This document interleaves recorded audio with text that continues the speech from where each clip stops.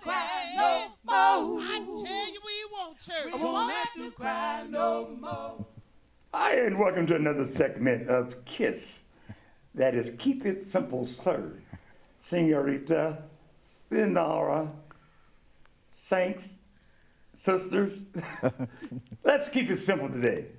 Praise God. And now, to my right, the house is literally full today. And we're going to talk about a subject very few people have an understanding. So call somebody on the phone, tell them to pick up the phone, praise God. And if you're on YouTube, you can replay this as many times you like. But we don't want you to miss some important information. A lot of times we hear a lot of things rumored in the newspaper. We want you to hear some facts today and some understanding. With my dear friend today, we will be talking about the Black Panthers, the past and the present. Starting to my right and your left, my dear sister will begin to introduce herself. My name is Terry Smith, born and raised Dayton, Ohio.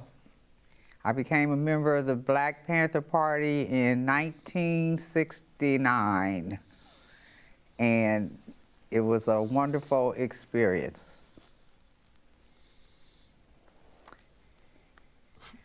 My name is Brooklyn. I'm the chief of staff for the new Dayton Panther Party, and I joined last year. Okay. I'm Donald Dominic. I am the chairman of the Dayton chapter of the new Black Panther Party. I first started out as a member of the Republic of New Africa, and then we founded a chapter of the Dayton new Black Panther Party. Yes, my name is Raymond Glenn.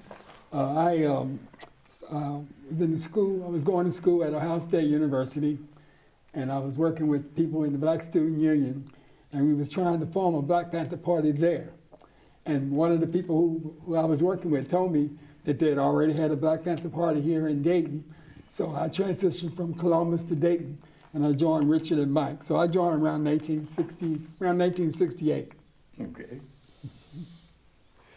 My name is Cheryl Woods Smith, and I joined the Black Panther Party in 1969.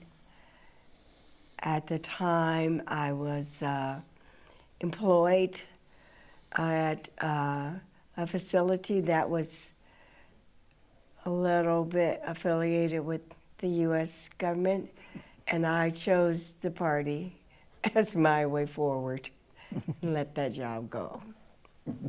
All right, we are glad each one of you here, and welcome, welcome, welcome. And the reason we're here, a lot of times we have been divided because of misinformation or misunderstanding. Right. Sometimes we look at things as another religion. It's not another religion. We all have religious belief, but we're not of the same denomination. Is that correct? That's correct. Absolutely. So, to destroy some of the myth that they may have or someone may be looking today, let me start with some of our older former Black Panthers and tell us a little bit about what Black Panthers was in the day when you started, and set the stage for who and what the Black Panthers were and some of the things they had created in our community. Mm-hmm. Okay, again, I started with the party in 1969. At the time, I was very little familiarity with what the underlying philosophy and ideology of the party was. I was attracted to the party primarily because I had seen several articles on Breakfast for School Children program, and they were talking about meeting the needs of the community, which I was very much attracted to.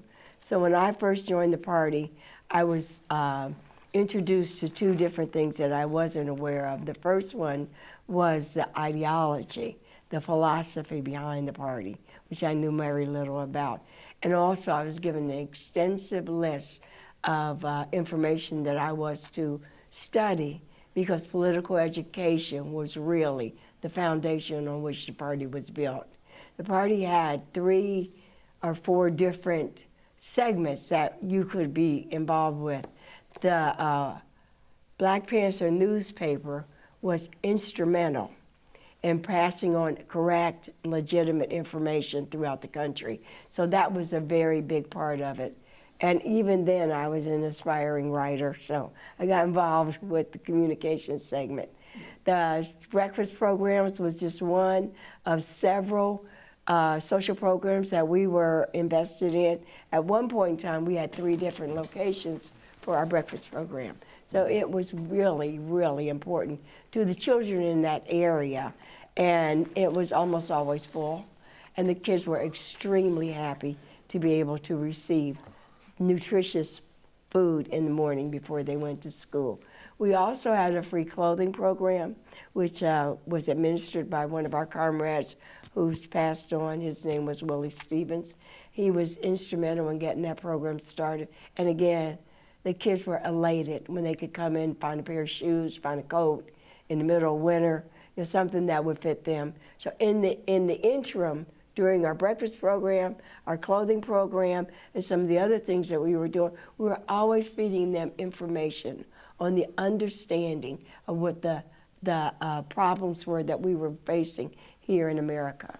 We were not primarily about violence. We used the gun as a symbol of self-defense. And if you know anything about America in the 1960s and 70s, it was imperative that black people be defended. They needed self-defense. So that was an underlying fact, but it was not the primary issue.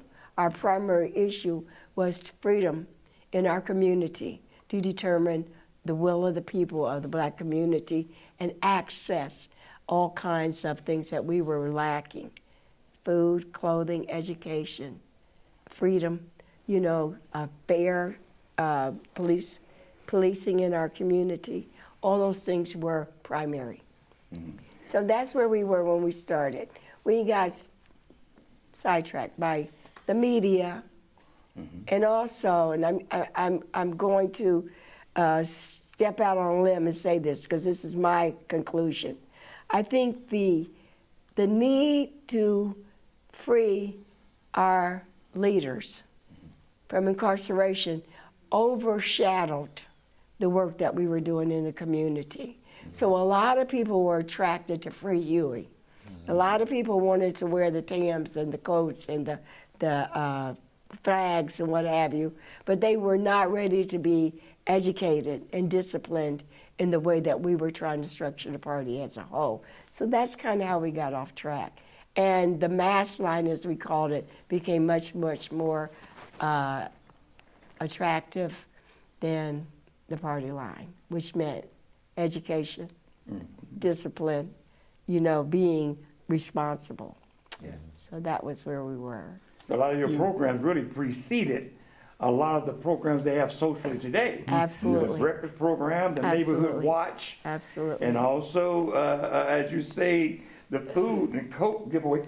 They Yeah. think that's something new, but it was something It's you not. were initiating. Right, yeah. Exactly. Specifically, the free breakfast program, which was incorporated into the school system after the party had initiated it. Yeah. So, you know, a lot of kids got free breakfast at school, but they initially got free breakfast at the Black Panther office down the street. Right. That's right. Yes. I think Yeah, this that is- one thing is, the thing I try to make people understand is that that the Panther Party just didn't, some organization that just branched overnight. Basically what happened, the Panther Party was basically an extension of the civil rights movement. And I think a lot of people don't realize that. Yeah. Because a lot of people who were in the civil rights movement, like Kwame Tumey, Stokely Carmichael, and also Ralph Brown, Right. they all came over to the Panther Party once they left the organizations they were in, once they left SNCC and some of the organizations they were in. So I think it's really important for people to understand that. And also, I wanted to talk a little bit about Huey P. Newton. What happened was that in Oakland, California, like all the cities around the country, police brutality was really, really, really bad. Absolutely. I mean, so what Huey and Bobby did when they were at the college studying, they decided to set up a legal program to learn the Constitution, to learn when to carry guns, how to operate with the police when you're confronted with the police. this is where the Black Panther Party actually started. Okay. And basically what, and of course with COINTEL, with J. Edgar Hoover, he decided to brand the party organization as the most threat, party in the United States. So that's when the FBI started all the harassment. Because what the FBI basically did was, the FBI basically put out the word that we were there to overthrow the government. And that wasn't our goal. Yeah. Our goal was to protect our communities, like Huey P. Newton, Huey P. Newton did it. So they the one that spread all that rumor, and that's where a lot of the misconceptions came in. But basically, like Huey said, the Panther Party of self-defense. In other words, we was practicing self-defense. And also, I'll also talk in terms of the guns, like Deacons of Defense. Yes. Okay? An organization that protected Martin Luther King when Martin Luther King was going through the community and all these white people were throwing rocks and all that crap. So we know the civil rights movement was basically, the principle was nonviolent. But also there was a time when they also had to bear arms. Oh, yes. Yes.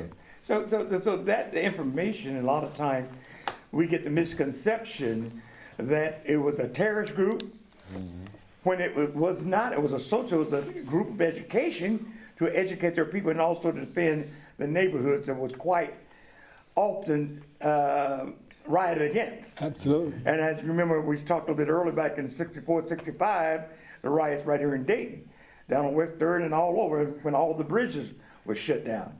And everybody was locked to the left, West Dayton actually, and the National Guard was brought in.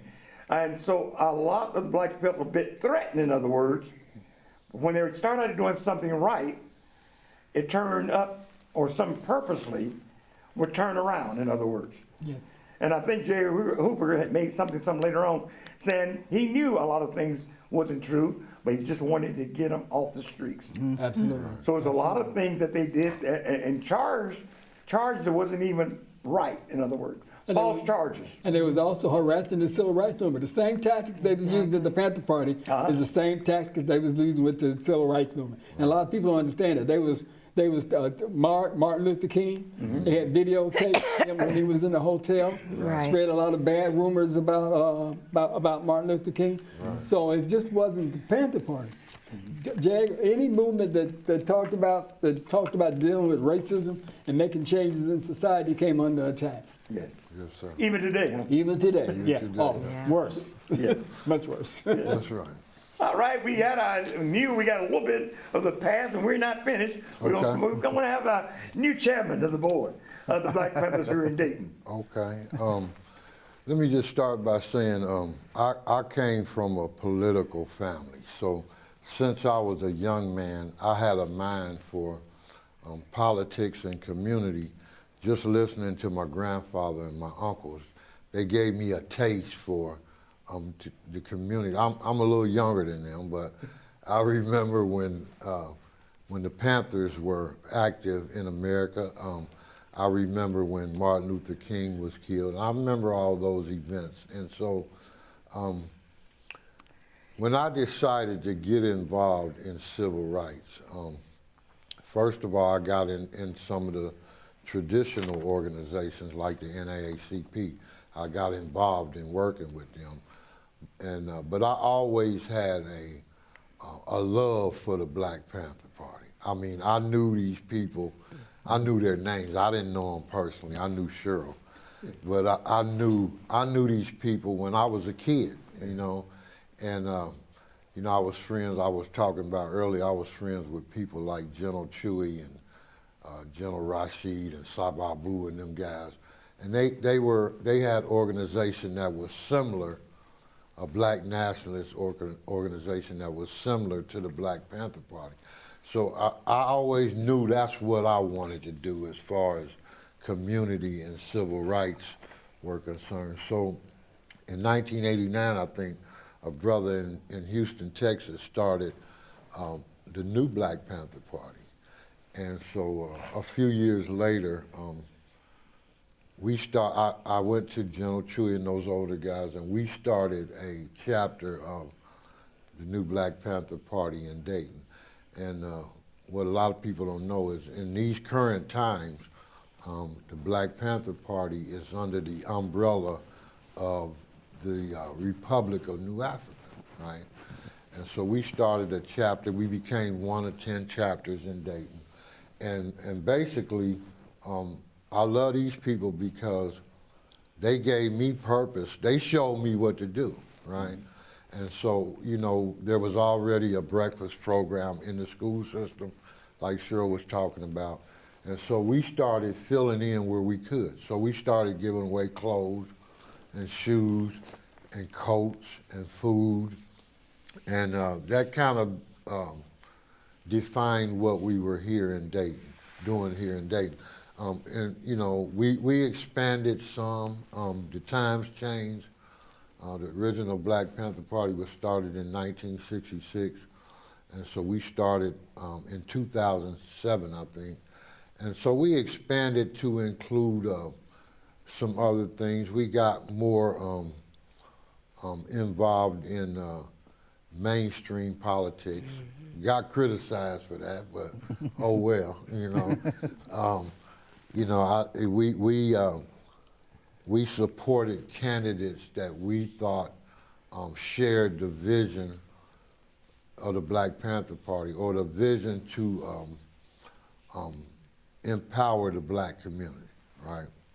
And my choices personally was based on who I felt was for real about that. You know what I'm saying? Because we live in a season now where people know what to say, right? They know what to say in order to because the message that the original Black Panther Party gave out, it was such a profound message, right? Till later on, and if you look out here now, there's a lot of organizations who have copied the Black Panther Party. They talk Panther talk, I say, right? They don't want to be Panthers, but they talk Panther talk, right? And so we, one of the things we did a couple of years ago was the city of Dayton initiated a police reform council, right? And the mayor at that time asked the Black Panthers, would we serve on that council, right? Now the Dayton police response to that was, they called the mayor in and they told her I was a terrorist, right? So we got some of the same stuff that they got, right? You know what I'm saying? But we got involved in that. We was able to make recommendations based on when they stopped young men and young women in the street. We made the recommendation that the city of Dayton teach rights and responsibilities to the community, right? So the young people would know what their rights were, you know, Fifth Amendment, right to remain silent. So when a police officer approached them, they would know what their rights were and also what their responsibilities were, right? And so we've been going on since 2007. And so we got a little bit of history now. I'm getting old now, so, but, what I'm trying to do is hand it over to the younger generation, like Brooklyn right here. And so we can continue with what these guys did, because what they did was so profound, right? And it so defines my life now, right? Till I have to pass it on to these young people and let them know. Do you feel some of all those groups was a part of infiltration? You know, you divide and conquer. Well, a lot of those groups were purposefully put out there to destroy the original mission. In these current times, I think that, and me and Raymond was talking about it right here, I think that that's some of what's going on. That's not with everybody, but, and then there's a lot of misconceptions about the Black Panthers. I have guys with guns, right? And we basically, they're there for security purposes, right? We're not going to shoot nobody, right? Especially our own people. But I think it's still some of that's going on. And I don't know how much you follow the new Black Panthers or me, right? but you probably see a lot of that, right? And a lot of it comes not just from white people, but from black people, right? But it was always like that in civil rights. If you look at Malcolm X, for an example, right? There were black people who contributed to him being assassinated. If you look at Fred Hampton, there were black people who contributed to him being assassinated. At the time of Martin Luther King's death, it was like 53% of black people didn't support him. You know what I'm saying? So now we see things in the future and we kind of glamorize the past, right? You know, I mean, just like Malcolm X's face was on a stamp, a United States postage stamp. Back then, they would have never did that. Right. No. Or Muhammad Ali or any of those. They hated those people back then. And so, you know, we have a situation where when we neutralize somebody, you know what I'm saying, where they're not a threat to us anymore, then we can honor them, you know what I'm saying? So a lot of that still goes on today. I believe that anybody that speaks courageously and honestly about the conditions in America becomes a target for somebody. You know what I'm saying? So it's still a thing of divide and conquer. Yeah, it's still, That element is still there that Exactly. you're facing even today. it's still going on, yeah. And I said even dangerous with this AI, I guess it can do almost anything. You're right. Praise God. And my dear, I'm not going to leave you out. Let's hear from you today. I didn't come from a very political family. I didn't really get into politics until I went to college, naturally. And then, like, a couple years after that, a comrade and I started a nonprofit out here in Dayton that focuses on, like, alleviating hardships through no barriers access to resources for, like, unhoused people specifically. And I met Donald through doing that work. And I, like, literally right after I met him, I started reading a lot more about the Panthers, and I read Huey Newton's Revolutionary Suicide. And I was like, oh my God, this is incredible. I just love the way that they had they just did such good practice. It was praxis. It was such good, like, political education paired with actual action in the community. They were, like, literally showing people the things that the government was not taking care of that they should be taking care of. I liked the way that they highlighted it. I liked the way that they circled back to, like, actual political education. I liked how heavy they were on, like, militant self-defense, not like actual violence, not like fantasizing about war against the government or the United States or whatever, but like literally just defending themselves against police brutality. I just liked the way that they highlighted everything. And so I started doing a lot of work with Donald, and after like a year or so of working with him, I joined the Panthers, and now I'm here. Yeah, all right, praise God, glad to have you. Praise God, my dear closest to me here. Yes, dear. Yes, Well, I joined because my family was not political either, really. My father worked at Frigidaire. He moved up the ranks, supervisory positions. So him and his co-workers, which were Caucasians, he had to act a certain kind of way and whatever, which I didn't like, because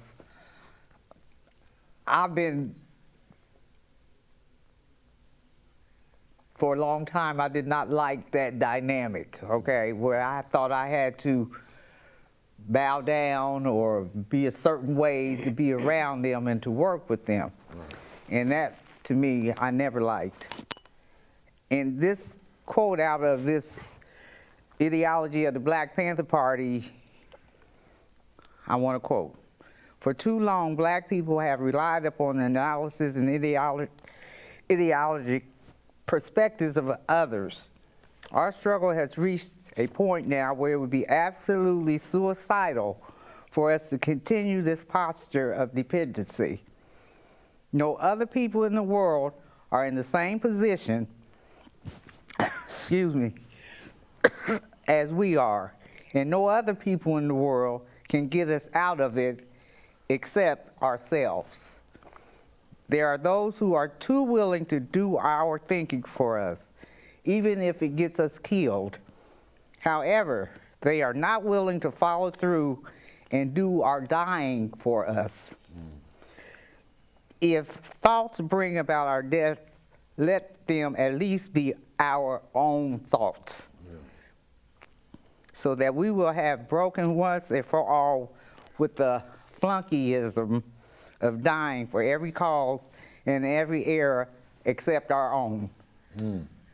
That's why I love Muhammad Ali. He'd give up the belt. Why? What are we doing going to Vietnam? They haven't done anything to us, but they sent all our black men over there. And for what? I mean, you couldn't tell the Vietnamese from one side or the other side. They look just alike, so who were you killing? You know, to me that made sense. And if he was man enough to give up his livelihood to go to jail for something he believed, I was for it. And I'm still for it. I wanted to make a point that what Donald brought up is that when we were working with Panther Party, we also worked with the city. With the city, through the police department. Yeah, okay, I didn't know that. Okay, that's right. And a lot of times, that's what kept conflict down. So we were one of the few chapters that didn't have a shootout with the police. Right. Because we were in constant communication with the police. Anything we were doing, we went and we told them. Now, we wasn't flunkies, we didn't go to them all the time. Right. But in terms of when things came up in the community and we felt it was important for them to know, we went there. Another example is a guy who was selling glue to the kids. In here in Dayton. Remember, Cheryl? Selling He was glue? selling kids to the glue. Kids were going in buying glue. Sniffing glue. So we decided Airplane that glue. we was going to put him out of business. So we informed the police before we did it. But we did. We was armed. We was armed. We stood outside the store, and we went into the store and told the guy, "You're done. Shut it down." Okay. And that helped, and so, and the reason why nothing didn't go down because we had told the police that what we was going to do. That's right. And the police they didn't like the idea of the gun, but they did like the idea that we had shut this guy down from selling glue in the community. So it's really important now, particularly in the days where I with the orange head fool, because his thing is he don't believe in no law. He does what the hell he wants to do. So Exactly. the situation we're here now is much, much more critical. Because like I was telling Donald, what Huey P. Newton was doing when he was on the streets in Oakland, he was going down, he was reading the Constitution to the police. The orange guy in Capitol Hill, he don't care nothing about no Constitution. He gonna do what he want to do anyway. So the situation is much more challenging now than it was for us.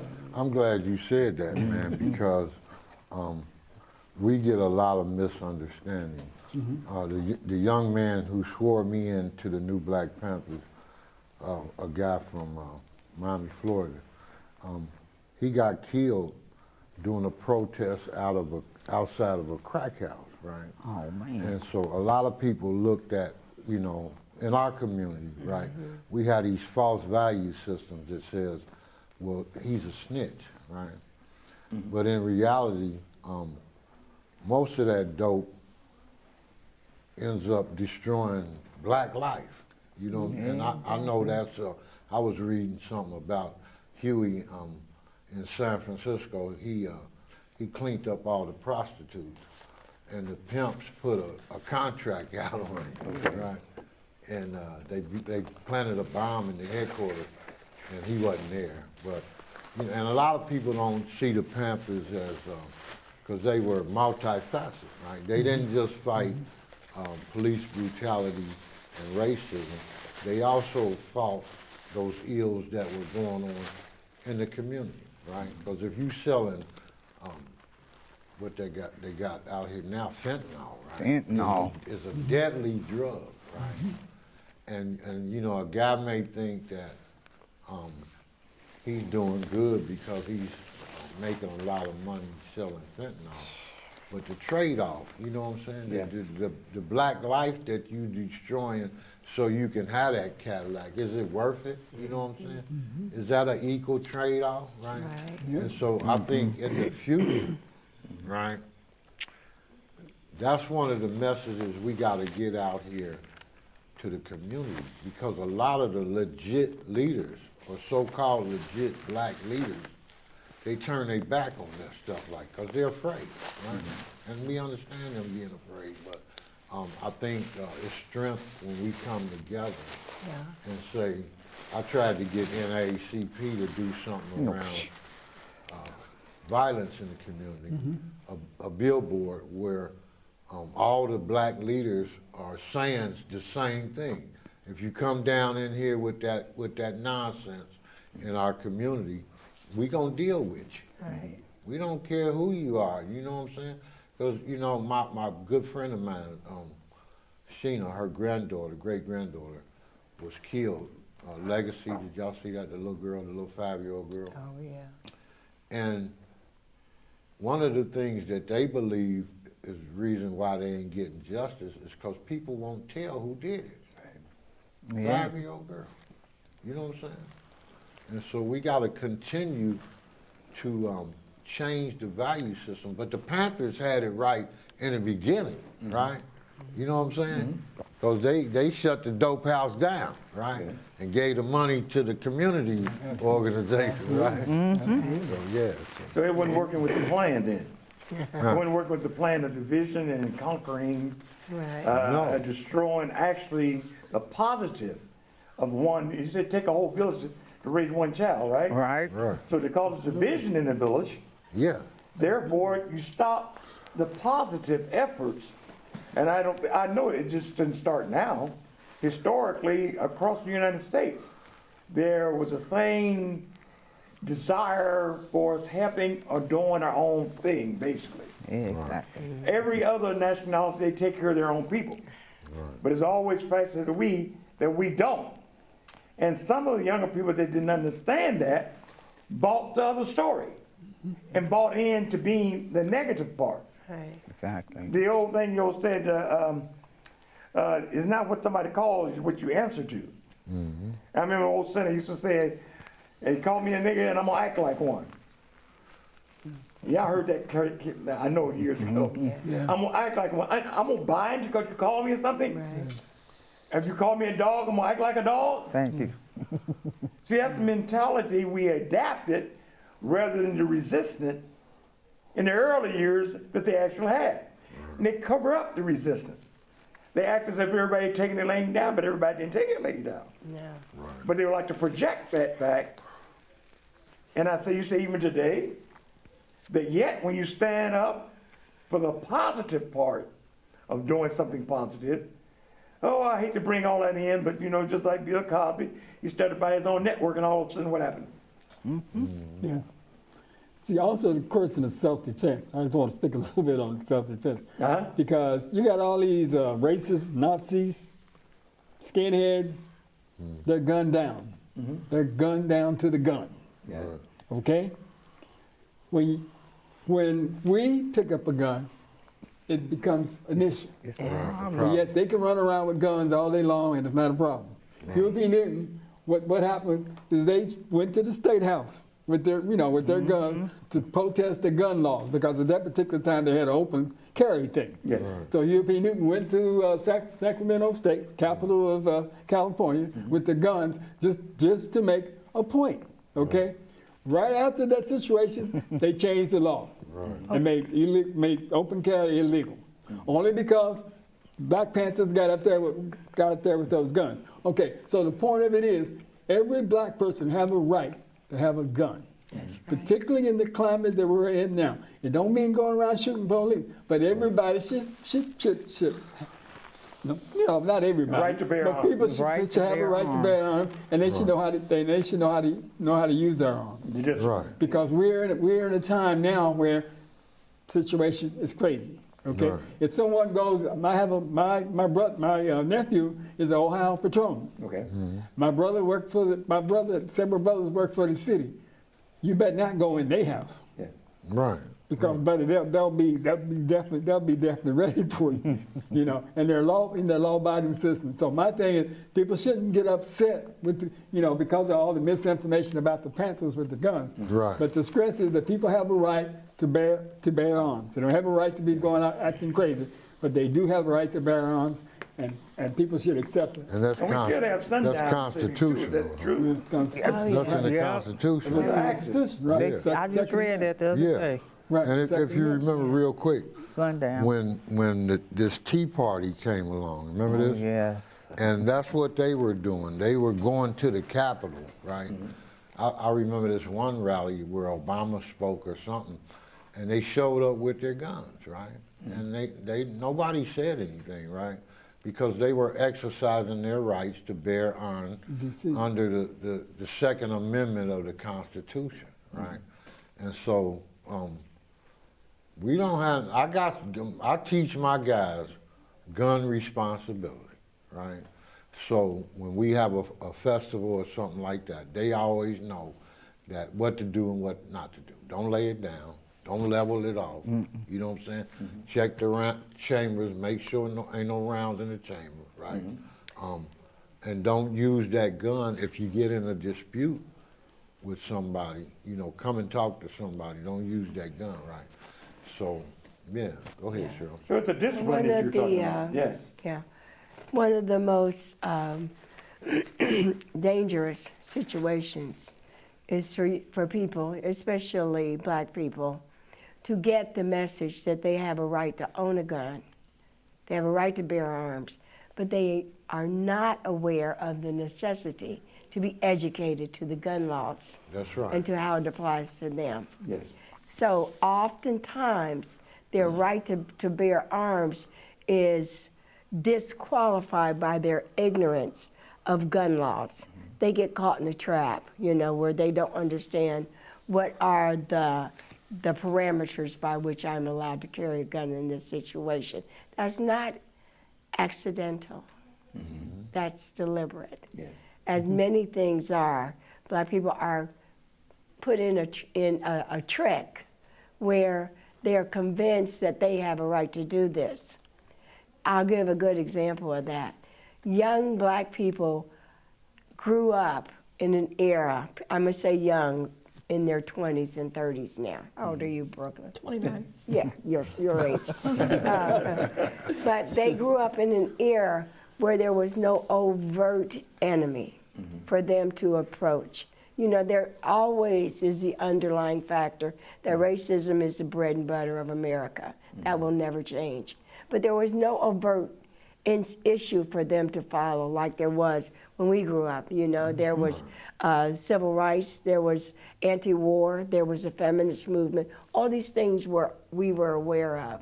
So we grew up with the awareness that we had to establish ourselves as legitimate full citizenship in this country. Younger people came after us and they reaped the benefits of the work that we did. Right. So they did not have that in their face. So a young man like John Crawford III walks into a Walmart store and he's under the impression that he is a fully qualified American citizen. So it is his right to pick up a toy in the store that's being displayed openly like any other citizen. What he doesn't realize is those kinds of perks don't really extend to black people. So it is okay for a young white person to pick up a toy gun, walk through the store, mind their own business, have no problem. But seeing a black man with a gun, some white person who is ingrained with racism believes it's their duty to tell the police the black man with the gun, and now that man is dead. Yeah, that's right. So we have to educate our young people not only to the legitimacy of what they can do, but also to the social parameters of why they can't do it like other people. And we have to be willing to be the protectors of those kids too. We have to stand up with them. Yeah. We have to put our lives on the line for our children. We can't just let them go because this kid has no mother or this kid has no father. We're not going to leave them hanging out to dry. You know, they're our kids, and it's important for us. And that's why I think it's so important for us to pass on now what we have, because the situation that we're living in now is continuously deteriorating. Eventually, we will be worse off than we were in slavery. Yeah. And you know, it's think so. interesting you say, and I want to speak on, is this the goal of Black Panthers even today, to educate? I know originally that's what started educating the young people how to get around the situation, to save their own lives, basically, Yeah. Yes. and to work Exactly. against the things that was against them Yeah. in a nonviolent way. Yeah. Yeah. Absolutely. But then to be able to have protection. You know, I was thinking when you talk about the deacons before preceded Black Panthers, they were all military trained men. Right. Yes. And they understood discipline. Yes. And therefore they were effective in what they did.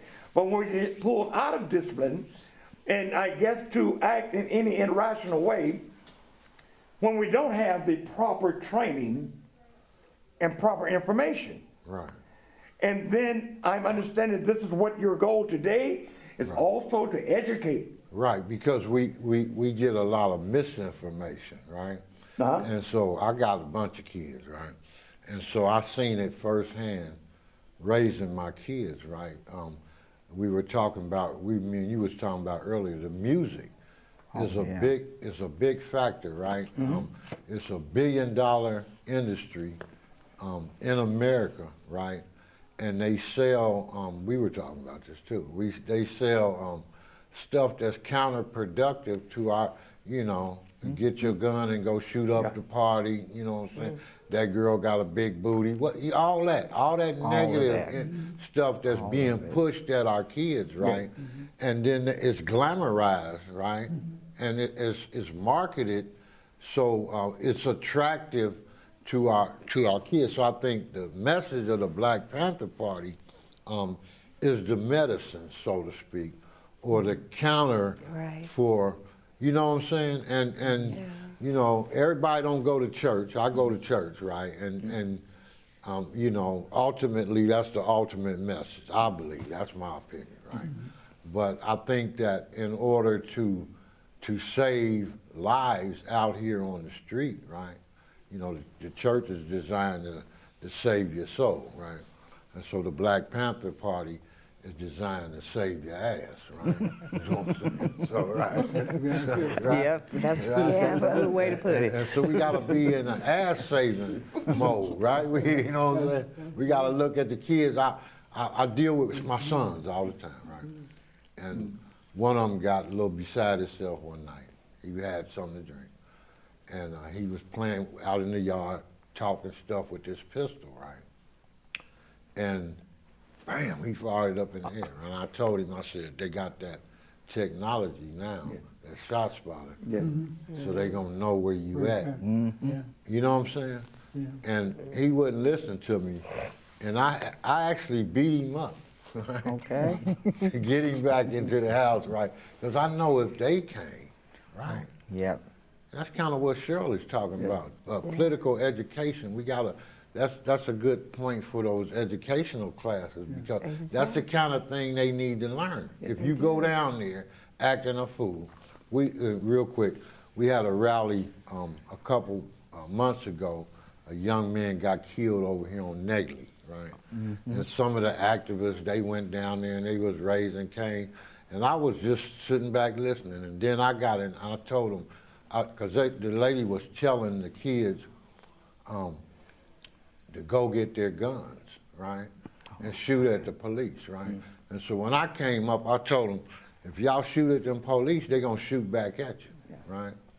And the young man that they shot a young man. He had a automatic Glock, right? That was altered right? And if you ever, I was in the Marines, so if you ever shot an automatic weapon, right? You know, you can't Get control three it, bursts. right? You know, right? And so that was, they knew what he had, right? And so they used that as a reason to kill him, right? And so I was telling the kids, we don't want no more bloodshed, y'all. We don't, I know that's y'all's friend, right? But like Cheryl said, we gotta educate them to these traps that they fall in, right? Right. You know, because I told them, they already want to kill y'all, okay? You know, they don't think nothing about, and you giving them a reason to do it, right? You know what I'm saying? So, But they killing each other. Yeah. This is my thing. There's no verbal arguments anymore. no, You know, and to me, they really need to learn that you don't pick up a gun and say, well, you disrespecting me. And, I mean, stupid stuff. right. I think that is just so ignorant, and they really need to be educated Yeah. on that type of those type of situations, Yeah. because everything doesn't require a gun. You know, what happened to having a argument? You know, just an argument and get your point across, and be done with it. Right. You don't have to go kill nobody. Years ago, they used to have a lot of fist fights. Right. Yeah. Nice. But later on, they were the best friends, lifelong friends. But once you take Exactly. a friend out, Yeah. you don't have that. But I'm thankful for the discipline that you as a leader have, because anybody been in the military got a level of discipline. Oh yeah. But being able to pass that discipline on is a key. Now, we've had disciplined men over the years. Now, there was a Black Panther also in 1941. Okay. That was the 761st Tanker Division. Right. World War II. Awesome sacrifice. There were black men fought in the French Revolution Army. Yep. Serious fighters and very disciplined. But being in military, you learn discipline. But if we have people out there undisciplined, Exactly. they set themselves up for self-destruction. So I'm thinking, here we are, Black Panthers today, and making it aware, you're here to retrain the mind, the thought, the process, and the discipline, Yeah. rather than what's been commercialized, television for the movies, Yes. to be the bad guys. Why do we all have to be the bad guys? Exactly. Which destroys the real mission. Yeah. One thing we learned in the military, even when we was under fire, some of the discipline was, when the order came out, don't return fire, you learn to hold on. 3 grenades, 2 grenades on your belt, 3 or 4 magazines, a weapon, bayonet, you're fully armed. But being disciplined enough That's it. to follow and be obedient when someone says, it's not time. Emotion is what destroy, even in a real war. You all know that. Right. If you in this service, you know what that happened. Yeah. Emotions, you have to work with a disciplined order, a disciplined job, more or less, rather emotion. Emotion will kill people all the time. In fact, even driving a car. When I worked in the police department, most fatal accident because they overreacted, which wouldn't have been a fatal accident. Right. But we can come to the point to be able to think through. Is that correct? Yeah. This is where you want the community to think through these situations. So where do you teach that at? I mean, that's just a question. So, Well, here is, it had to start somewhere. You already have organizations doing this. But now it's so many people out there maybe watching today, hopefully are re-educated with new direction, understanding Black Panther is not a religion. Black Panther is not a terrorist group, but it's more defense, or the old saying, proverb, African proverb, it take a whole village right. to make it happen. I like that. But as long as we're working and divided, whether it's mind or physical. It won't happen. Firstly, if you divide it into mind, physically, it's going to follow. Yeah. So being able to come together, and here we hear how would they go about if they wanted to join the Black Panthers, realizing that it's not a terrorist organization, not a religious organization. We have educators who are great being able to share the message. Right. We may have the knowledge, but you have someone that be able to get it to the people and reach to the people. That's why we call ourselves Black Panther Party for self-defense. Exactly. Okay. You know, not, and also a part of it is we live in a gun culture. I mean, the United States, guns. Right. I mean, you have kids shooting up schools and black people shooting up each other. So the thing of it is with a lot of these kids, the fantasy around the Panthers and the gun is the thing a lot of young kids latch on to. Yes. Right. Yes. I have And that's what, like, Go ahead. that's where that's where the education come in. Yes. Education comes through. Yeah. To let them know that gun was basically for self-defense. Yes. It wasn't going out waving it in front of a police or carrying it anywhere you want to carry. And never turn So it that's on why your we brother. have to, because I have a nephew. His idea, he's this gun thing. Oh, the guns and the Panther. He gets excited about all that. But the Panther Party was not about, the guns was only an instrument for self-defense. That's the only, and it's not necessary for it to be And they have, carrying it everywhere you go. the technology is different. A lot of now. our ancestors, we hunt. I love hunting. Right. It wasn't Right. just, basically, that had to be re-educated. We got to get the re-education in place. Now, I know this is just one little corner, one little show. How would someone go about contacting either one of you, working together from the community? You want to tell them, Brooklyn? Yeah, we have a Facebook set up, we have an Instagram set up, we have membership applications. Our Instagram is bpp.dyt, and our Facebook is Dayton Black Panthers. They can go on there. We have a link tree, and it has our 10 points, our Dayton bylaws, membership applications, volunteer sign-ups. Yeah. So you're about preserving the people rather than destroying. Because we could be destroyed in the mind, and Right. a mind is a terrible thing to waste. Absolutely. And it's wasted on emotion. You know, they used to say when we was kids, count to 10 Count to 10. before you act. That was very good something, to think Yeah. about. Yeah, absolutely. Because emotions are a lot of things that cause us problems. So yes, we need to discipline. A lot of times people in martial arts, I don't know how many study martial arts. The most important thing about martial arts is what? The mind. What is the most important thing about martial arts? I don't know. The mind. Discipline. Yeah. Discipline. Discipline. Because you can jump up the top, kick that camera with your feet, you don't go around just kicking the top of the camera because you can. Right. Because you can whoop somebody else. I know movies make people think a person in it in self-defense all about doing Bruce Lee and fighting the bad guy. But it was something, martial art came through the ministry. A lot of old ministers that traveled distances to ward off robbers and so forth. That's why you said shaming temples and all that. That's right. Because it was a discipline of ministers when they was on long journeys Right. to defend themselves when someone comes. It's so much history. I know we don't have time to go through a lot of that. But a lot of African culture Yes. is based on discipline Discipline. and timing. Yes.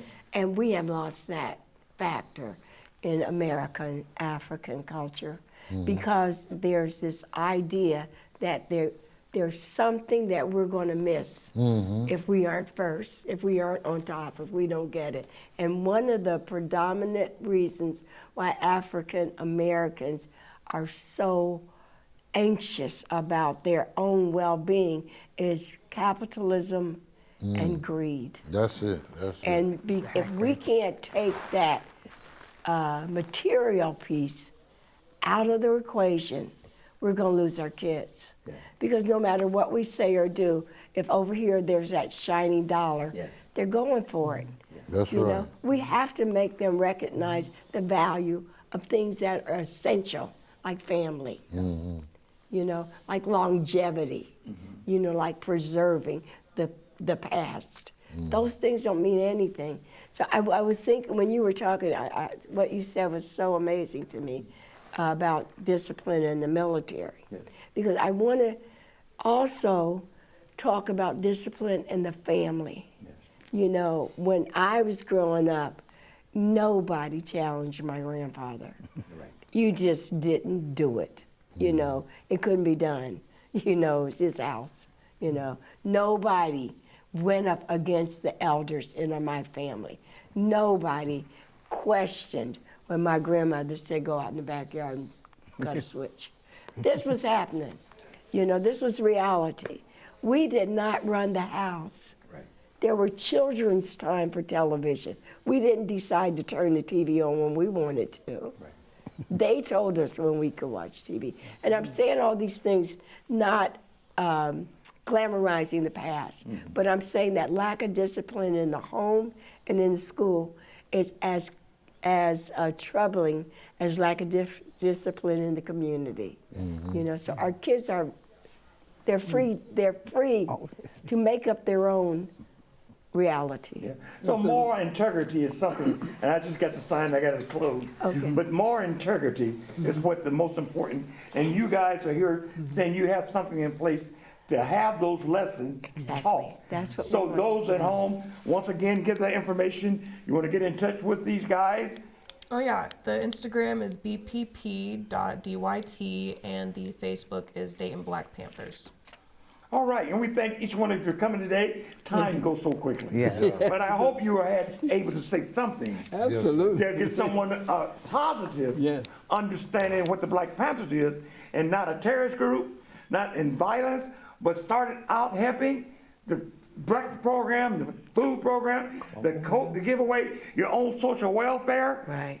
and get away with all this That's right. negative things that you have earned, it shouldn't have earned, but infiltrated. So here we are, Black Panthers of the past, Black Panthers of the present.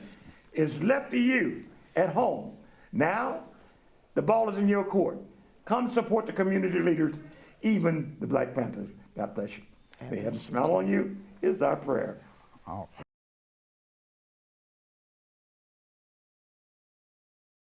So the best source of information is the actual people who live the situation. So much disinformation on social media denigrates the name of the Black Panther Party. In this instance, we have the founder, Huey P. Newton. This is his dissertation for his doctorate, where he outlines the war against the Panthers from 1966 until 1978. The other book that Ray is holding is This Side of Glory, which is the autobiography and biography of David Hillier, as he talks about himself, Huey, and other founding members of the party. This is a graphic novel that is illustrated and very accurate, that is really good for children. It would be an excellent source of information for people to give to their kids.